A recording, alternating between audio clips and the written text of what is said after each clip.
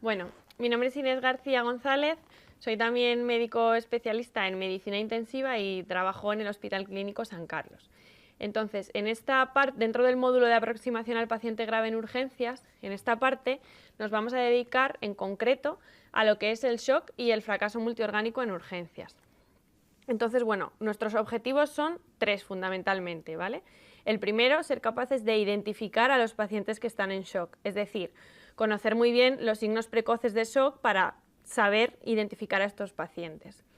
El segundo objetivo es ser capaces de realizar un buen diagnóstico diferencial de cuál es la causa del shock, ¿vale? Para eso necesitamos saber pues, los distintos tipos de shock que existen y las distintas etiologías y tenerlas todas en la cabeza para poder hacer este diagnóstico. Y en tercer lugar, el tercer objetivo sería conocer cuáles son los escalones iniciales en el manejo del shock, de manera que podamos empezar con este tratamiento, con este manejo de forma precoz ya desde el servicio de urgencias y así poder prevenir pues, el desarrollo de esos fracasos orgánicos, de ese fracaso multiorgánico o el empeoramiento de estos fracasos orgánicos y mejorar el pronóstico del paciente. Entonces, bueno, pues para empezar, el shock se define como un síndrome multifactorial que produce una perfusión tisular y oxigenación inadecuadas y que afecta a múltiples sistemas orgánicos.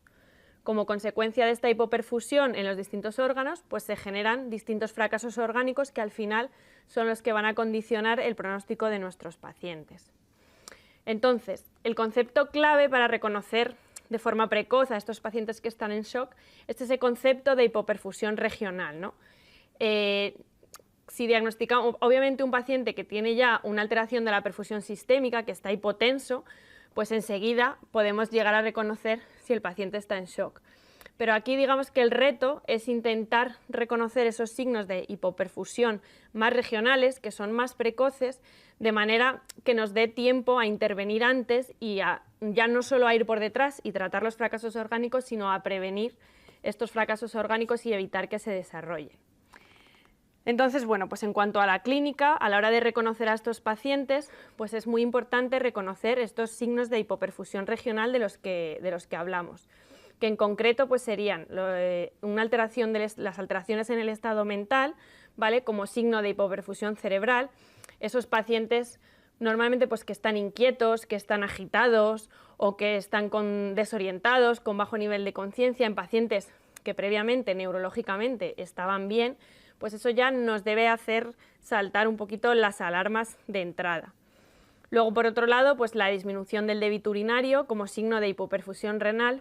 Esto quizá es más sencillo verlo pues, en nuestro medio, ¿no? En pacientes que están ingresados en la UBI y que tenemos monitorizada la diuresis horaria. Pero, por ejemplo, en la urgencia, pues el paciente que viene o en la anamnesis dirigida te cuenta que sí que ha notado una disminución subjetiva de ese volumen de diuresis, o ese paciente que lleva pues, unas horas esperando en la urgencia una serie de pruebas y que le sondas y apenas salen 100 mililitros, pues sí que hay determinadas situaciones que vamos a poder identificar esa disminución del débito urinario. Y luego, por último, pues alteraciones de la piel, que lo que traducen es una existencia de hipoperfusión a nivel periférico. Ese paciente que está frío, que está sudoroso o que tiene una coloración de la piel alterada, pues en forma de esa coloración un poco violácea, reticulada de la piel, como por ejemplo en esta imagen, que es lo que se conoce o aparece en muchos libros como livideces. Son más frecuentes verlas en miembros inferiores, pero bueno, pueden aparecer en el tronco y en miembros superiores también en función del grado de hipoperfusión de nuestro paciente. Luego, además de estos signos clínicos de hipoperfusión regional, pues la gasometría también nos aporta mucha información a la hora de reconocer a estos pacientes. Fundamentalmente son indicativos de hipoperfusión tisular dos valores, ¿no? Pues la disminución del exceso de bases o lo que es lo mismo, un aumento de déficit de bases, que son dos formas diferentes de decir la misma cosa, pero que os lo podéis encontrar así expresado en distintos sitios, y luego la presencia de hiperlactacidemia. Entonces, en cuanto a la fisiopatología del shock, es importante conocerla porque en función de su fisiopatología pues vamos a distinguir entre 4 tipos distintos de shock. Y este es el primer paso para ver, en función del tipo de shock ante el que nos encontramos, para ver cuál puede ser la etiología de ese shock, en ese diagnóstico diferencial que tenemos que hacer. Entonces existen fundamentalmente 4 tipos de shock. En primer lugar, pues el shock distributivo, en el que se produce una alteración de la distribución del flujo sanguíneo con un exceso de flujo en áreas que tienen demandas metabólicas normales o bajas y una hipoperfusión de áreas con demandas elevadas. En segundo lugar, tenemos el shock hipovolémico, que se produce como consecuencia de una disminución del volumen circulante o un volumen circulante inadecuado. Luego, en tercer lugar, el shock cardiogénico, que se produce por un fallo primario de la bomba, un fallo primario del corazón, pues a nivel ventricular. Y luego el shock obstructivo, que se produce por un fallo de bomba, pero que es secundario a una obstrucción mecánica al gasto cardíaco normal. En esta diapositiva veis un poco pues, un esquema resumen de esto que acabamos de contar, ¿vale? En el caso del shock distributivo, el problema está pues, a nivel de la distribución regional de ese flujo, ¿no? Suele producirse una vasodilatación muy importante a nivel de tejidos periféricos y eso hace que gran parte del flujo se dirija a esas zonas y, por tanto, deja hipoperfundidas otras zonas más importantes como pueden ser el riñón, el cerebro, el corazón, etc. En segundo lugar tenemos el shock hipovolémico, en donde el problema está pues, en el volumen que va circulando a través de los vasos, que no es suficiente. Y luego pues, tenemos el shock cardiogénico con ese fallo de bomba y el shock obstructivo, fallo de bomba pero secundario. Entonces, en función del tipo de shock, como decíamos, que es lo más fácil, por así decirlo, de identificar de forma inicial, pues tenemos distintas causas. En el caso del shock distributivo, lo más frecuente es el shock séptico, ¿no? Que además es el caso princeps de shock que vais a ver en todos los servicios de urgencias, con mayor frecuencia pues el paciente séptico que está en shock por este motivo en relación pues, con una infección documentada o sospechada, porque en la urgencia muchas veces todavía no vais a tener la confirmación de esa infección, pero sí podéis tener la sospecha.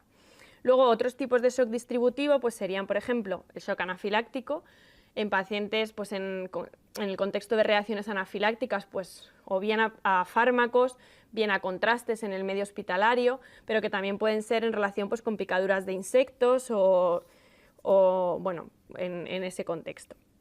Y después, por último, también puede producir shock obstructivo el shock neurogénico, en el que se produce una disfunción del sistema autonómico como consecuencia de una lesión de la médula espinal por encima del nivel torácico superior.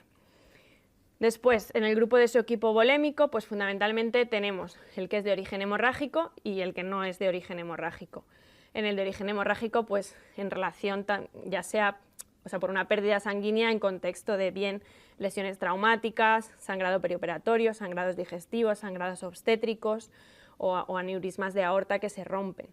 Y luego en el caso del shock hipovolémico no hemorrágico podemos tener bien o una pérdida absoluta del volumen de líquido corporal total, pues en pacientes que están deshidratados, pues yo que sé, en el contexto de gastroenteritis, en el contexto de una poliuria patológica o en el contexto de grandes pérdidas, pues en pacientes que tienen fiebre muy alta o en cirugías muy largas con exposición prolongada de cavidades.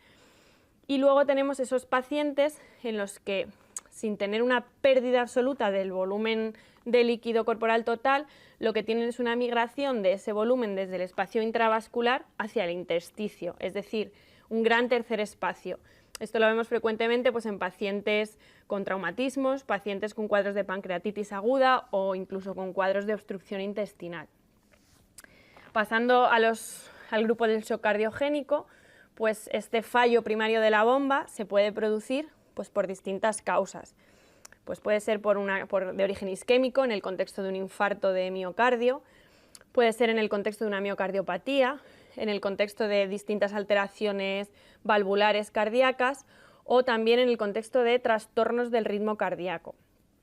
Y por último, el shock obstructivo, que quizá es el menos, es el menos frecuente de todos y también igual es al que menos acostumbrados podéis estar a identificar en la urgencia.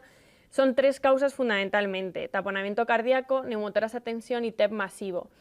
Pero aunque sea poco frecuente, es muy importante remarcarlo en este tipo de charlas y tenerlo en cuenta porque es menos frecuente y por eso vamos a tender a pensar menos en él, y además son causas que requieren que sean identificadas y tratadas de forma inmediata para la supervivencia del paciente. Entonces, pues quiero hacer especial hincapié en este grupo y en estas 3 causas en concreto.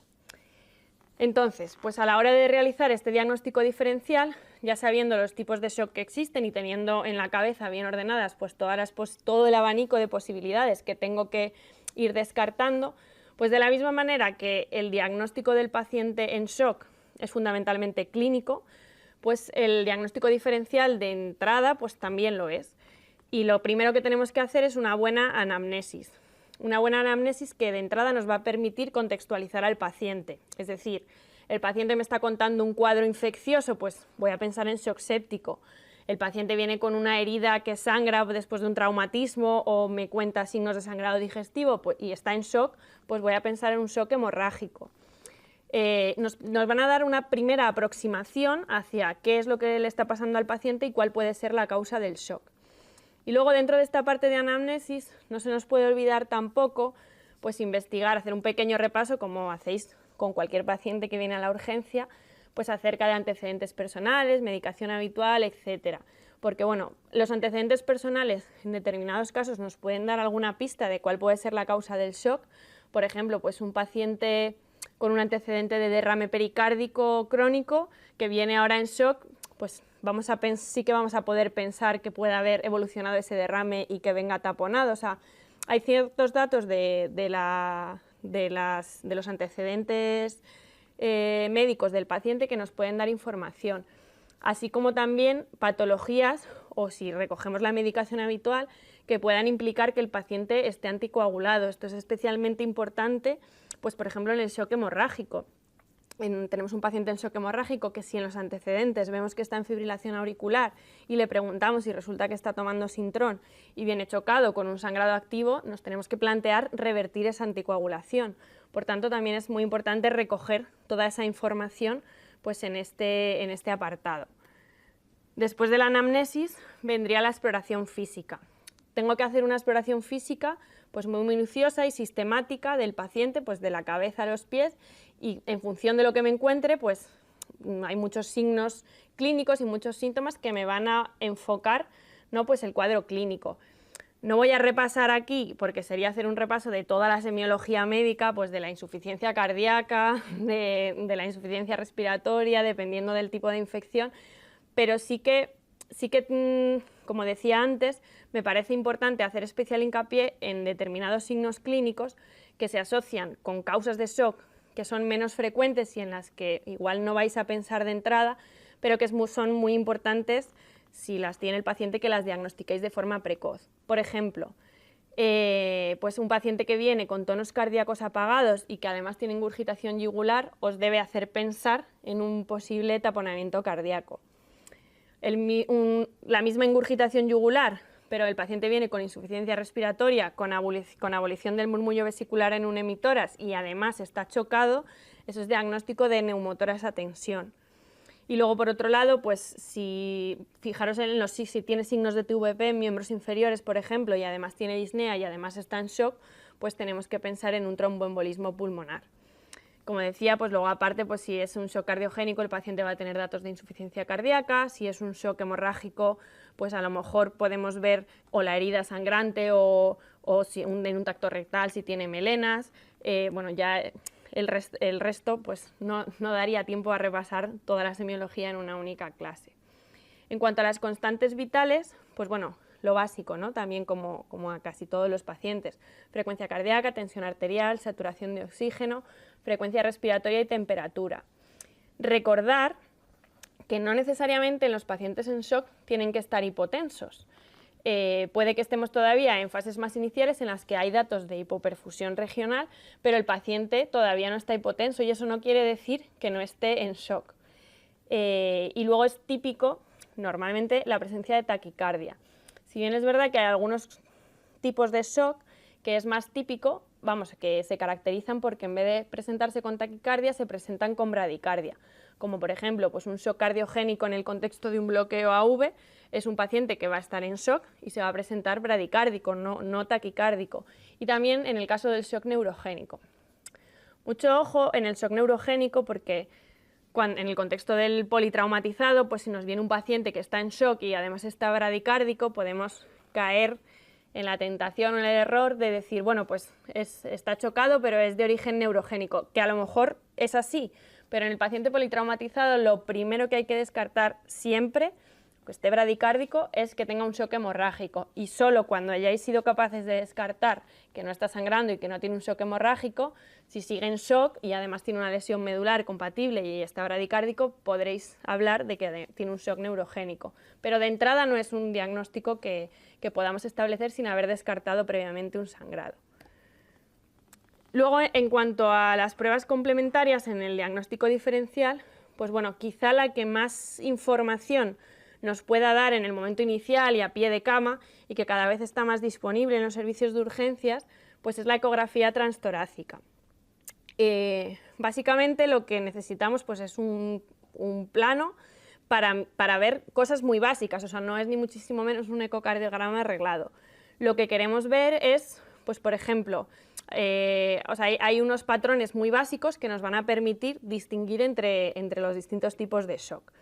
En el caso del shock distributivo, lo más normal es que encontremos pues, un corazón normal, o sea, cámaras de tamaño y contractilidad que normalmente pues, serán normales, porque la alteración no está a nivel cardíaco, está pues, a nivel de la distribución de ese flujo sanguíneo. En el caso del shock hipovolémico, lo que vamos a encontrar más frecuentemente, como hay una disminución de ese volumen circulante, pues son unas cámaras cardíacas que van a estar disminuidas de tamaño, y la contractilidad pues tampoco tiene por qué verse alterada, será normal o incluso puede estar un poquito hipercontráctil en un intento de compensar pues esa disminución de la volemia. En el caso del shock cardiogénico, pues ahí sí que vamos a ver unos ventrículos dilatados y con un trastorno en la contractilidad. Y en el caso del shock obstructivo, pues dependiendo de cuál sea la causa del shock, pues si es un taponamiento cardíaco, pues veremos el derrame pericárdico y veremos un ventrículo derecho de pequeño tamaño que está colapsado. En el caso, por ejemplo, de un tromboembolismo pulmonar, pues veremos una dilatación de ese ventrículo derecho que además estará disfuncionante. Y luego, en cuanto a otras pruebas complementarias, pues obviamente estas ya tienen que ir un poquito enfocadas en función de la anamnesis y de la exploración física que hayamos hecho y de la sospecha clínica que tengamos de shock, ¿no? Pues si sospecho un síndrome coronario agudo, un shock cardiogénico, pues habrá que hacerle un electrocardiograma. Si sospecho depende de lo que sospeche, pues una analítica un poquito dirigida, pues si sospecho una sepsis, pues con marcadores inflamatorios. Y luego también la analítica nos va a servir en muchos casos para valorar la presencia de fracasos orgánicos asociados. Si en el contexto infeccioso, pues pedir pruebas de microbiología, pruebas de imagen, estas ya no hay un estándar para los pacientes en shock, sino que las tenéis que orientar un poquito más en función de la sospecha, irían destinadas a confirmar la sospecha que previamente habéis establecido según la clínica. Y en cuanto al manejo inicial del shock en urgencias, pues bueno, se basa fundamentalmente en dos pilares, ¿vale? Por un lado, la identificación y tratamiento de la causa, que para eso necesitáis pues, conocer los tipos de shock, las distintas causas y hacer muy bien la anamnesis y la exploración física. Y luego, por otro lado, la instauración de un soporte hemodinámico. Como decíamos, pues eso, la causa del shock tiene que ser identificada y corregida rápidamente, porque mientras no corrijamos la causa, pues nosotros podemos hacer un tratamiento de soporte, pero el paciente va a persistir en shock. Entonces, pues en el caso de un paciente que está séptico, pues la rápida instauración de un tratamiento antibiótico. En el caso de un shock anafiláctico, pues el uso de adrenalina. En el paciente que viene sangrando, pues control del foco de sangrado. Dependiendo de cuál sea la causa que hayáis visto, pues un tratamiento dirigido. Y luego, por otro lado, la instauración de ese soporte hemodinámico de forma precoz pues, os va a ayudar a prevenir el desarrollo de fracasos orgánicos. Idealmente se debe monitorizar al paciente desde el inicio. Obviamente ya cuando lo tengáis enfocado y si el paciente ingresa en una UBI, pues va a tener una monitorización mucho más estrecha. Pero bueno, en urgencias, pues como mínimo tenerlo en una cama donde pueda tener un monitor, pues por lo menos frecuencia cardíaca, pulsioximetría y al menos, pues aunque sea presión arterial no invasiva, pero frecuente, ¿no? Y realizarle también gasometrías venosas un poco seriadas para monitorizar pues, esa hiperlactacidemia o ese consumo de bases. Entonces, bueno, en cuanto al soporte hemodinámico, fundamentalmente se va a basar en oxigenoterapia, fluidoterapia y valorar la necesidad de comenzar con vasopresores, con soporte vasopresor, vasoactivo. La oxigenoterapia hay que poner en los pacientes en shock, es necesaria para favorecer y optimizar el transporte de oxígeno a los tejidos. Aunque el paciente no tenga de entrada un problema respiratorio y nos pueda parecer que la saturación de oxígeno es adecuada, si está en shock conviene dar oxígeno suplementario. Luego, en cuanto a la fluidoterapia, pues de elección serían los cristaloides, ¿vale? En general se puede comenzar la resucitación con salino y podemos alternar luego este salino con Ringer o con soluciones balanceadas en caso de que necesite grandes volúmenes pues para prevenir el desarrollo de acidosis hiperclorémica. Pero bueno, a efectos prácticos y en la urgencia, para los primeros 3 litros, 4 litros que les podáis pasar a los pacientes, pues sería suficiente con salino. Y luego en el caso de que solamente con esa fluidoterapia no consigamos el objetivo de presión arterial que nos hayamos marcado, y hubiera que iniciar soporte vasoactivo, pues la noradrenalina sería el vasopresor de elección. Esto ya probablemente pues, habría que iniciarlo pues, en una UBI, con una monitorización arterial invasiva y con un control un poquito más estrecho. Pero bueno, así a efectos prácticos, por si que alguna vez sí que es necesario iniciarlo pues, un poco más precoz, pues la dosis habitual sería de 0,1 a 2 microgramos kilo-minuto y se pone en perfusión continua, ¿vale? Las diluciones más habituales pues son entre 10 y 20 miligramos en 100 mililitros de salino fisiológico y luego pues hay que ir ajustando la dosis en función del objetivo de tensión. De tensión y de perfusión, que ahora hablaremos. Entonces, bueno, aunque el soporte hemodinámico es un poco general y pareciera que para todos los tipos de shock es igual y de entrada pues probablemente lo sea, pero sí que hay algunas consideraciones específicas en función del tipo de shock que sí que me gustaría recalcar, sobre todo pues, del shock séptico y del shock hemorrágico, que probablemente van a ser los dos tipos que veáis más frecuentemente en un servicio de urgencias. Entonces, bueno, pues en el caso del shock séptico sí que tenemos que ser un poco más agresivos en la resucitación con cristaloides de entrada, por lo menos pues hay que administrar un mínimo de 30 mililitros por kilo de cristaloide intravenoso en las primeras 3 horas, según las guías de la Surviving Sepsis. Aproximadamente esto sería, pues, para un adulto medio de 70 kilos, pues unos 2 litros, ¿no? En estas primeras 3 horas. Y luego, pues como todo, hay que reevaluar frecuentemente y guiar la resucitación pues en función del lactato, en función del volumen de diuresis y en función de que veamos que va resolviendo o no los signos de shock.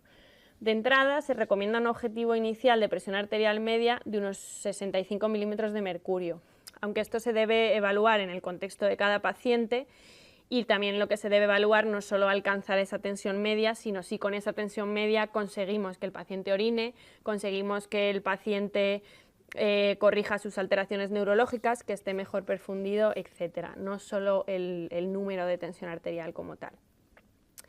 En el caso del shock hemorrágico, un poco en contraposición con el shock séptico, sí que es verdad que debemos intentar minimizar las infusiones de cristaloides, no por no pasarle volumen, sino por intentar pasar ese volumen en forma de hemoderivados. O sea, no es tanto minimizar la infusión de cristaloides como priorizar la transfusión de hemoderivados, que en el caso del sangrado masivo o de la transfusión masiva, pues sería en ratios cercanos, en ratios de Matías plasma plaquetas próximos al 1,11, ¿vale?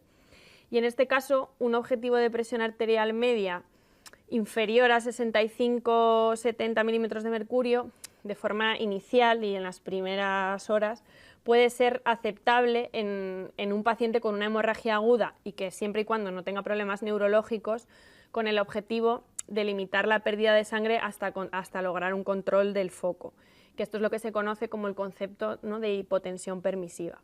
Son un poquito las diferencias, ¿no?, entre el manejo de un shock, de un tipo de shock en el caso de pacientes sépticos y en el caso del shock hemorrágico. Y luego, por último, pues, ¿cuándo avisar a la UCI? Pues, hombre, en general, en pacientes que están chocados, pues casi siempre. Los pacientes que tienen signos clínicos de shock, que requieren una reanimación intensiva y que van a necesitar vasopresores y una monitorización invasiva, pues deben estar ingresados en una UBI. Si encima el paciente presenta signos de gravedad, de afectación sistémica, pues cuanto antes avisemos y antes ingresemos al paciente en la UBI, pues mejor vamos a poder establecer todo el tratamiento de soporte y más vamos a poder prevenir esos fracasos orgánicos. Como excepciones, pues bueno, hay pacientes que es verdad que hay veces que cuando la causa del shock está identificada y tratada y el paciente mejora muy rápido con un manejo inicial, pues sobre todo en pacientes con shock anafiláctico o una sepsis que normaliza los signos de shock con los primeros bolos de sueroterapia, una hemorragia que se controla muy rápido y que ya se corrigen los datos de shock, pues bueno, quizá no sea necesario, pero bueno, de entrada y ante la duda, pues mejor avisar. Y luego la otra excepción pues sería aquellos pacientes que por su comorbilidad previa, por su situación médica, pues no sean candidatos a este manejo tan agresivo en UCI y sean candidatos a un manejo un poquito más conservador. Y bueno, pues ya para terminar, así como mensajes para llevaros a casa de este tema, pues bueno, en primer lugar, como hemos dicho que ni el shock implica necesariamente hipotensión, ni al revés, ¿vale? Es muy importante pues eso, el concepto de que el shock lo que implica es una hipoperfusión, independientemente de las cifras de tensión arterial. No os dejéis llevar por unas constantes normales si el paciente está mal perfundido, si el paciente está desorientado, si el paciente no orina lo que debería. Es muy importante valorar a ese paciente con la gravedad que tiene y pensar que puede estar en shock y hacer pues todo el manejo del diagnóstico diferencial y el inicio precoz del tratamiento lo antes posible. Luego, que el diagnóstico diferencial del shock, como hemos comentado, es fundamentalmente clínico. Es especialmente importante en estos pacientes hacer una buena anamnesis y una exploración física muy completas y dirigidas también un poco teniendo en mente todas las causas de shock y en función de lo que nos cuente, pues dirigir la anamnesis y la exploración en ese sentido. Y luego, pues bueno, que si hay que destacar alguna prueba entre las pruebas complementarias, pues quizá la que nos pueda ser de mayor utilidad y con más inmediatez a pie de cama para ese diagnóstico diferencial, pues sería el ecocardiograma transtorácico. Que el manejo inicial del shock se basa, por un lado, en la rápida identificación y tratamiento de la causa, y por otro lado en la instauración del soporte hemodinámico de forma precoz. Es decir, no vale solo con poner suero, tengo que instaurar el soporte hemodinámico y además identificar la causa, porque si no la trato voy a dejar que ese shock se vaya perpetuando a lo largo de las horas. Existe que recordar en cuanto al manejo esas consideraciones específicas en función del tipo de shock, ¿no? Sobre todo en el caso del shock hemorrágico, minimizar la infusión de tanto cristaloide y priorizar la transfusión de hemoderivados. Y por último, pues que los pacientes en shock al final que requieren y son candidatos a una reanimación intensiva, pues deben ser monitorizados en una unidad de cuidados intensivos. Y esto es todo. Muchas gracias por vuestra atención.